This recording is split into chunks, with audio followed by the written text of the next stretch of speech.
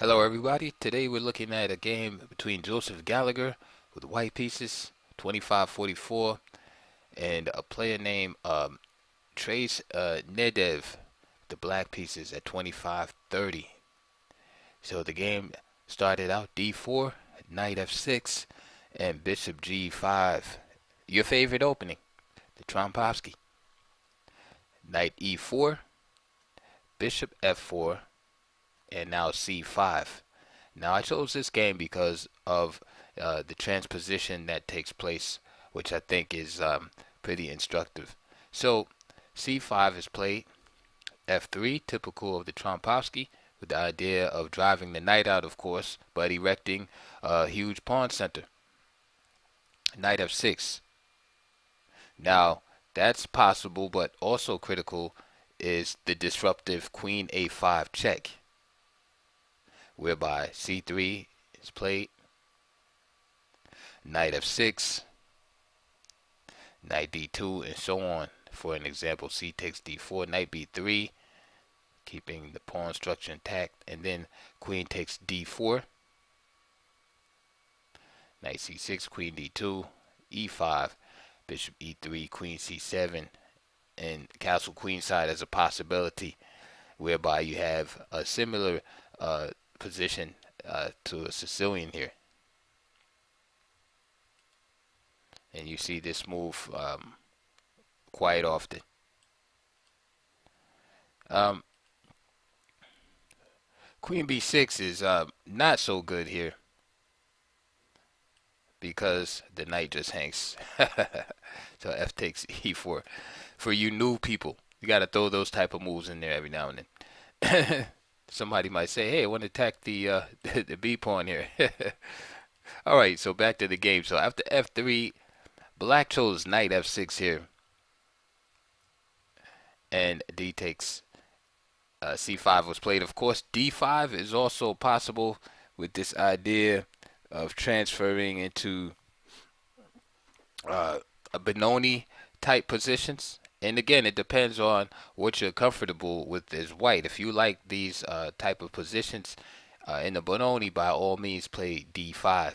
And then, of course, you have these lines with Queen B6 here attacking the B pawn. Right, and sometimes the uh, black will be allowed to capture this pawn. For instance, after Knight C3, Queen takes B2, and you get into all of this funny stuff right here. And basically, White is arguing that Black is wasting a lot of time with his queen and lagging in development, and so on and so forth. And that White is going to try to use this lead in development and activity, of course, to mount an attack against the Black King. As you can see here, only the Black Knight is developed, and uh, White has three of his pieces developed and a full center. All right. Now the onus is on White now to try to find a way to open the position before Black can consolidate his position. So that's another task altogether. In the game, D takes C5 is played here. So he just captures the pawn, and now Queen A5 check, Queen D2. Black recovers his pawn, and now simply E4 here. D6, Knight C3, and now at this point A6 was played. And what I want to point out here is the pawn structure is very similar to a Sicilian Najdorf, isn't it? All right, so coming from D4 and playing the Trompovsky, Black and White have to be on the lookout for transpositional possibilities, and that's my main point in showing this game here. You might be able to steer your opponent into an E4 opening unwittingly if he's not prepared. And I do like how this game transposes neatly into this Sicilian Najdorf type position here. The game continued Castle's queen side is typical. And knight bd7 was played by black here. Another option is e5, again keeping the tradition of the Sicilian. Bishop e3, queen c7, and then you have your typical kingside assault by white. And this actually took place between two strong Chinese players. And white had went on to win this game after e5. So black plays a more conservative move here, knight bd7, not committing the e pawn yet, and g4. Okay, this is a typical idea in the Sicilian, and after all, what's black's main issue here is his king being in the middle of the board, right, being uncastled, right, and not being developed properly here.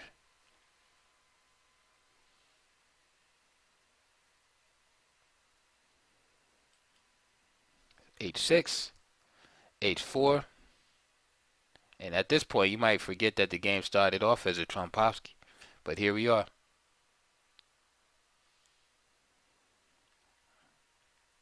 And what I like too also is white is playing pretty aggressive here. Knight ge2 is possible. Here's another example. Knight ge2 is a little bit slower, right? Not as incisive. Gives black a chance to launch his Sicilian themed counterattacks. As you can see here, black is able to launch some counterplay in this type of position.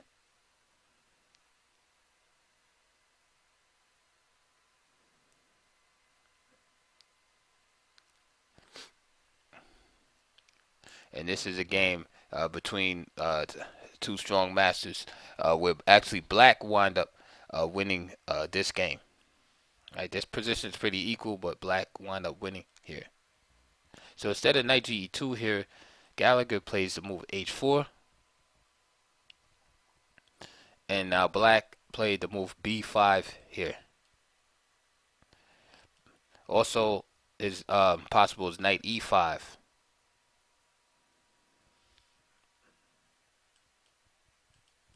And this is a possible continuation. Also, the double edge position. g6, bishop e3, queen c7, bishop e2. Right, you gotta keep an eye on this pawn since this knight is here.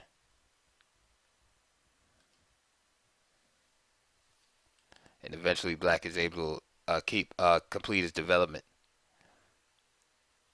So b5, a little more incisive. Bishop e3, queen c7, knight h3 from from white. And now here, knight b6 is played. And again, knight e5 is probably a little better here, right? Pressuring the f3 pawn and indirectly the g4 pawn. So it kind of freezes the pawns a little bit on the king side for white.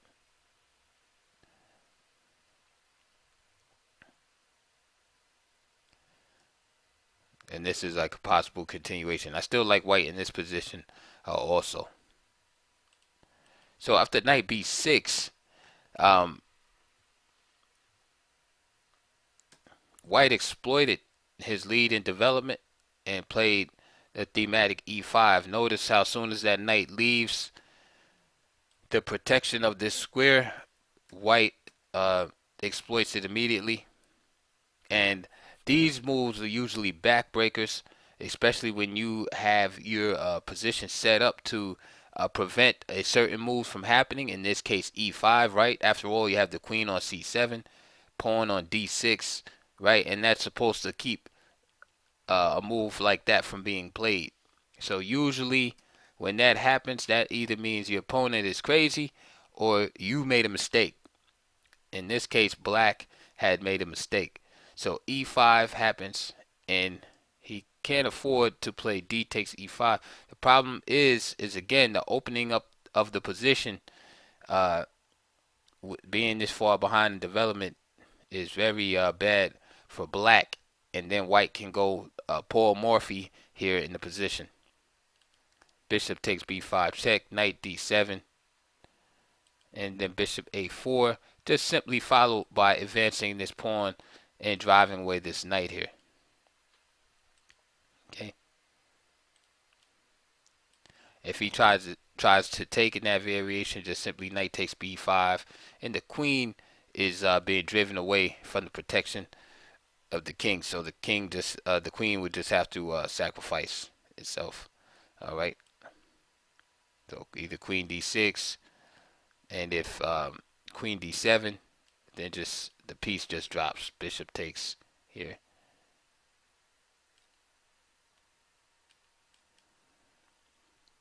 And black is lost here.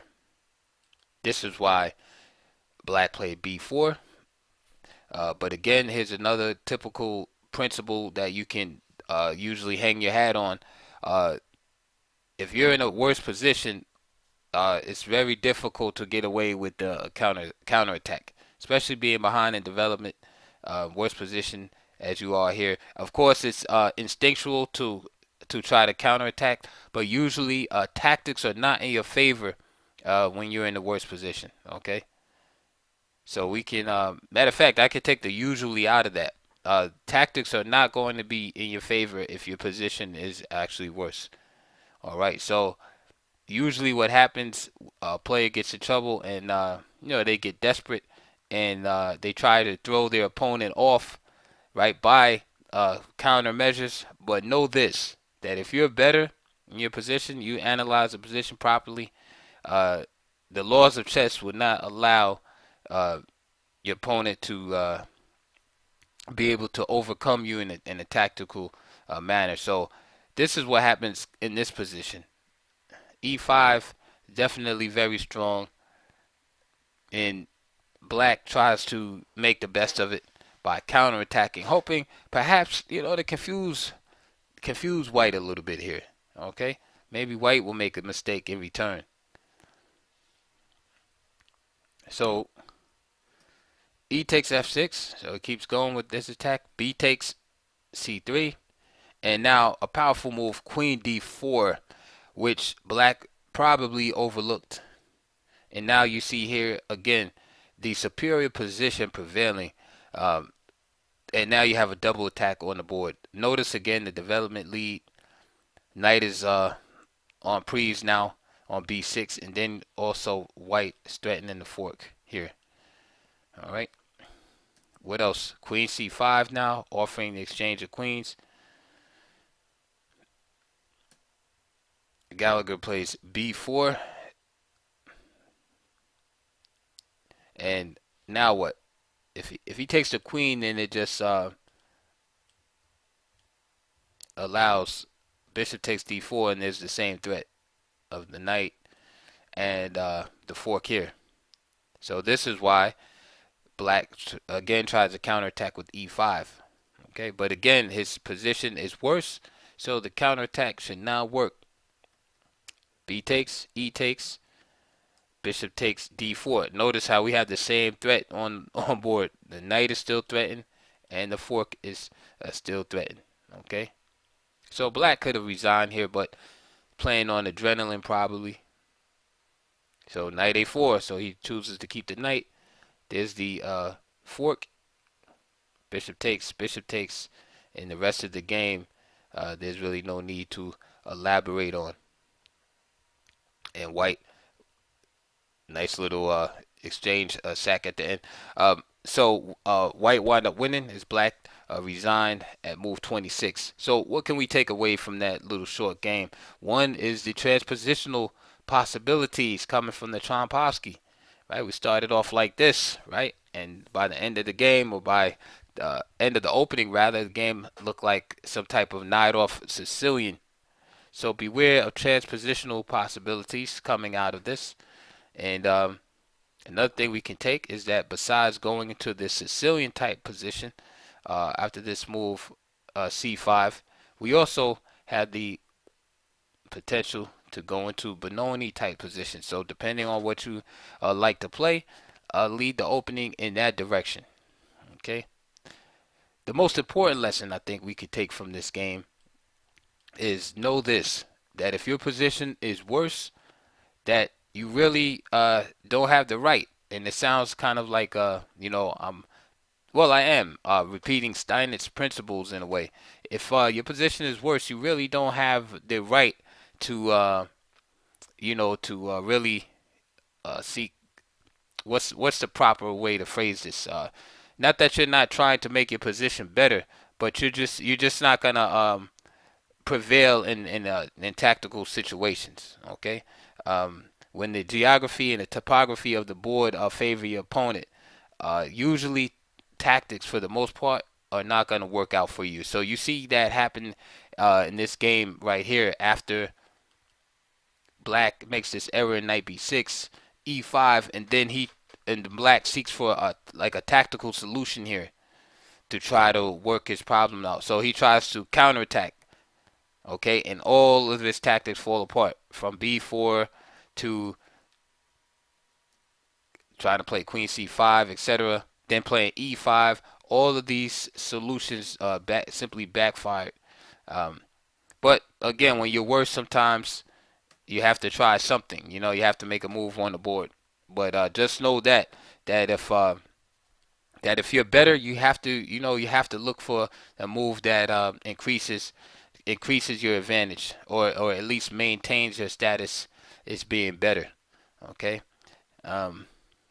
And that's pretty much it from this game. The game wasn't a spectacular game, but it's good enough to illustrate those simple points in chess. So I hope you enjoyed that. Please check my links below.